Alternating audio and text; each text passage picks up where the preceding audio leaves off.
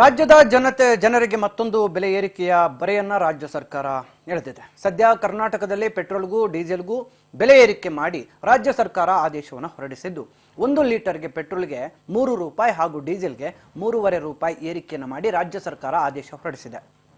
ಇನ್ನು ಪೆಟ್ರೋಲ್ ಹಾಗೂ ಡೀಸೆಲ್ ಬೆಲೆ ಏರಿಕೆಯಿಂದ ರಾಜ್ಯ ಸರ್ಕಾರಕ್ಕೆ ಇದೀಗ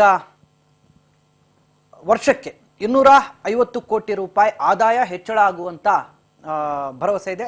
ಇದೇ ವೇಳೆ ರಾಜ್ಯ ಹಣಕಾಸು ಇಲಾಖೆಯ ಮೂಲಗಳ ಪ್ರಕಾರ ರಾಜ್ಯ ಸರ್ಕಾರ ಪೆಟ್ರೋಲ್ ಮತ್ತು ಡೀಸೆಲ್ ಬೆಲೆ ಏರಿಕೆಯನ್ನ ಮಾಡಿದ್ದು ಪೆಟ್ರೋಲಿಯಂ ಉತ್ಪಾದನೆಗಳ ಬೆಲೆ ವ್ಯಾಟ್ಸ್ ರೂಪದಲ್ಲಿ ವರ್ಷಕ್ಕೆ 9,500 ಕೋಟಿ ರೂಪಾಯಿ ಆದಾಯವನ್ನು ಗಳಿಸುತ್ತದೆ. ಇದು ತಿಂಗಳಿಗೆ 800 ಕೋಟಿ ರೂಪಾಯಿ ಆಗುತ್ತೆ. ಇನ್ನು ಈಗ ಬೆಲೆ ಏರಿಕೆ ಮಾಡುವುದರಿಂದ ರಾಜ್ಯ ಸರ್ಕಾರದ ಬೊಕ್ಕಸಕ್ಕೆ ವರ್ಷಕ್ಕೆ 9,750 ಕೋಟಿ ರೂಪಾಯಿ ಸಿಗಲಿದೆ ಅಂತ ತಿಳಿದು ಬಂದಿದೆ. ಪೆಟ್ರೋಲ್ ಹಾಗೂ ಡೀಸೆಲ್ನ ಮಾರಾಟ ತೆರಿಗೆಯನ್ನ ರಾಜ್ಯ ಸರ್ಕಾರ ಹೆಚ್ಚಿಸಿದೆ. ಇದರಿಂದ 1 ಲೀಟರ್ ಸೆಸ್ಗೆ ರಾಜ್ಯದಲ್ಲಿ ಜನ 89.20 ರೂಪಾಯಿ ನೀಡಬೇಕಾಗಿದೆ. ಪೆಟ್ರೋಲ್ ಮೇಲೆ 103 ರೂಪಾಯಿ ಆಗಲಿದೆ. ತಕ್ಷಣದಿಂದಲೇ ಜಾರಿಗೆ ಬರುವಂತೆ ರಾಜ್ಯ ಸರ್ಕಾರ ಆದೇಶಿಸಿದೆ. ಪೆಟ್ರೋಲ್ಗೆ ರಾಜ್ಯ ಸರ್ಕಾರವು ಇದುವರೆಗೆ ಶೇಕಡಾ 25.92% ಮಾರಾಟ ತೆರಿಗೆಯನ್ನು ವಿಧಿಸ್ತಾ ಇತ್ತು. ಈಗ 3.9% ಹೆಚ್ಚಳ ಮಾಡಿದ್ದು ಇನ್ನು ಮುಂದೆ ಒಟ್ಟು 29.89% ತೆರಿಗೆ ವಸೂಲಿಯನ್ನು ಮಾಡಲಿದೆ.